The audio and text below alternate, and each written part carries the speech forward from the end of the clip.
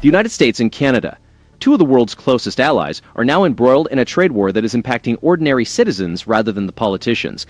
The reintroduction of tariffs and digital taxes is proving counterproductive, leading to higher prices, job threats, and clear evidence that government intervention is detrimental to both sides of the border. So why do our leaders persist in this perilous standoff? Hello, and welcome to That News Show, where we discuss the latest facts, fakes, and hypocrisy as reported by the legacy media. Let's roll the tape. Kevin O'Leary criticizes Canada and the United States for engaging in a tariff exchange. Ultimately, it's not the politicians who bear the cost, it's us. In a bid for revenue following years of questionable management, Canada has imposed a tax on American tech giants. Two of the world's closest allies are now embroiled in a trade war over a digital tax that seemingly punishes ordinary citizens and boosts political egos. In defense of American workers, President Trump retaliated with tariffs. Is this true leadership or merely another instance of globalist incompetence disguised as policy? Here we go. Now until they straighten out their act. Let's bring in Kevin O'Leary, a Canadian and chairman of O'Leary Ventures. Man, I love this dude so much because he's smart, he's funny, and he's pithy. And I don't mind just saying it. This is, I don't know, we kind of knew this was going to happen, but I don't think it's going to go anywhere. Is this a tempest in a teapot? With the White House now taking a firm stance, Canada is learning the hard lesson that growth crises cannot be resolved through taxation. O'Leary aptly describes the situation as a tempest in a teapot, although an expensive one. Instead of collaborating with the U.S. to establish a North American energy and resource stronghold capable of outcompeting China and ensuring prosperity for both nations, the Canadian government is alienating its closest ally. The persistent blocking of pipelines and repelling investments, followed by attempts to extract money from U.S. companies, raises questions about whether the Canadian leadership truly considers the well-being of ordinary Canadians or simply seeks to satisfy globalist agendas and environmental activists. The Canadian government's digital services tax exemplifies the pitfalls of progressive leadership exhausting its ideas and resorting to misguided revenue tactics. Rather than addressing the real issue, years of restrictive anti-growth policies that have stifled their energy sector, they impose a retroactive tax on American tech companies, jeopardizing billions in cross-border trade and thousands of jobs. Until Ottawa reverts to these fundamental principles, we can expect more of these unnecessary crises that only harm working families and small businesses on both sides of the border. The solution isn't more taxes or tariffs. It's about reducing governmental overreach, allowing markets to function efficiently, and promoting trade that supports national sovereignty and economic freedom. Tariffs and retaliatory taxes are not just poor economic choices. They stem from governments prioritizing political gains over practical, common-sense solutions. Kevin O'Leary hits the mark. This is the kind of straightforward, clear-sighted business skill we desperately need, not only in Canada but also in our own backyard. They had to change it to the no-tyrants holiday. But, obviously the Trump administration, Treasury Secretary Scott Bessent also has called out the new tax on digital services that Canada has is going to levy on U.S. companies. Watch this. Canada has this digital services tax, and several other countries do too. We disagree, and we think that they discriminate against U.S. companies. The United States is justified in criticizing this approach as discriminatory and in defending its economic interests, particularly when American companies are disproportionately targeted to compensate for Canada's fiscal shortcomings. Rather than enhancing competitiveness and strengthening economic ties with North America, this policy could jeopardize billions in cross-border trade and provoke retaliatory actions. Canadian leaders should focus on expanding energy development, fostering investment, and collaborating with the United States to create a formidable North American economy capable of competing globally.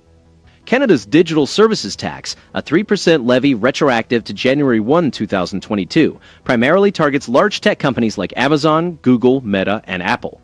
This issue extends beyond a mere digital services tax. It signifies a worrying trend where progressive governments penalize success and disrupt free market dynamics.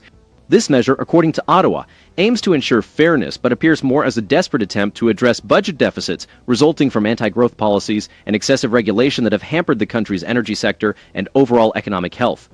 Tariffs and retaliatory measures reflect poor economic strategy and a preference for political posturing over genuine prosperity. It is misleading to claim that such taxes solely affect big corporations. Without such changes, we will continue to face unnecessary crises that harm ordinary people and weaken our continental strength. The solution does not lie in increased government intervention or punitive taxes, but in a return to free market principles, respect for national sovereignty, and policies that prioritize economic growth over ideological agendas.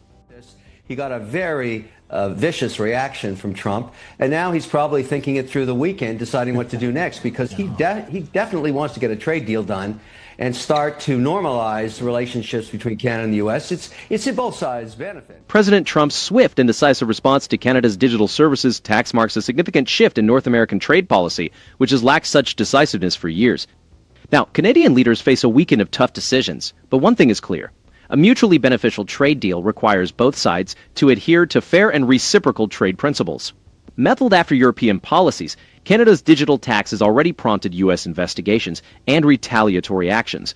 Fox News often portrays the dispute as a personal feud rather than a failure of Canada's progressive economic policies lacking balance in their reporting.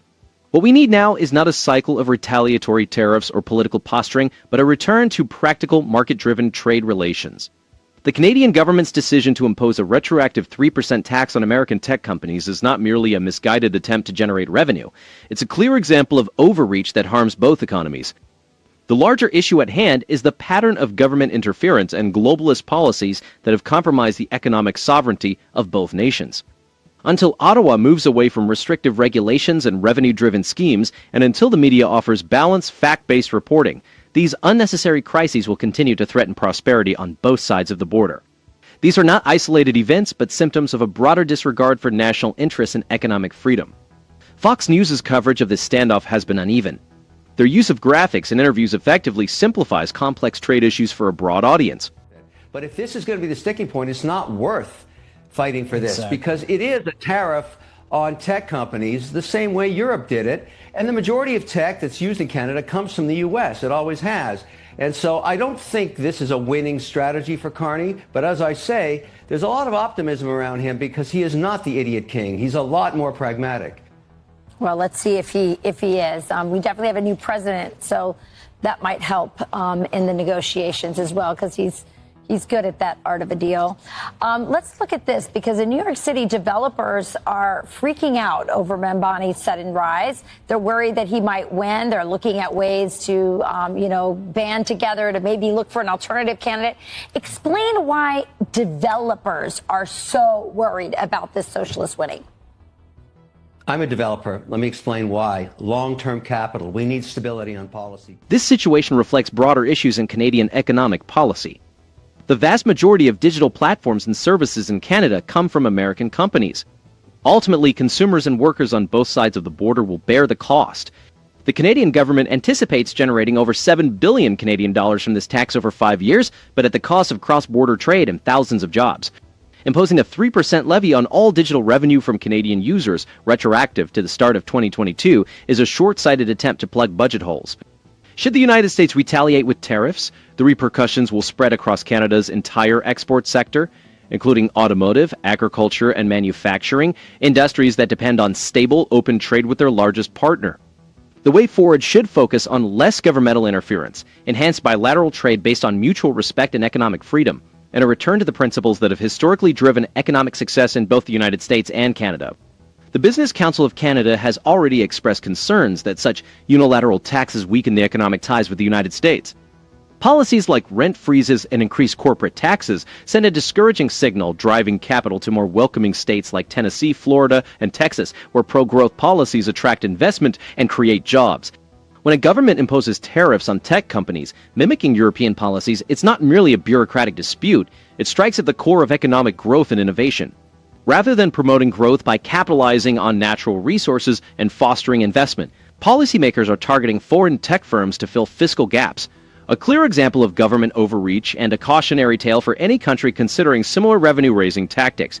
The immediate effects are evident. American companies like Amazon, Meta, and Google will incur billions in additional expenses. So this tax is more than a policy trial. It's a risky venture that jeopardizes jobs, investments, and the affordability of technology for families and small businesses. For ordinary families, these policy decisions are crucial. If such measures become commonplace, New York could repeat the errors of cities that have stifled their economic vitality. Years of restrictive regulations, particularly in the energy sector, have left the government desperate for revenue. As government interference expands, opportunities contract. Across North America, the lesson is clear. Prosperity stems from stable, predictable policies and respect for market dynamics, not from short-term political gains or emulating unsuccessful European models. This is just the tip of the iceberg.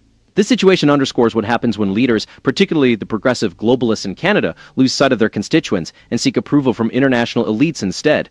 Two supposed allies are imposing tariffs and taxes on each other, driven by a desire to protect their political reputations. With President Trump's administration, there was a shift towards putting America first and moving away from these harmful globalist strategies. The cost of these policies is not borne by the politicians, but by working families and small businesses on both sides of the border. We're witnessing a master class in government incompetence. It's time to stop allowing bureaucrats to gamble with our livelihoods and to start demanding genuine accountability. Leave a comment below and don't forget to like and subscribe. That's all for now.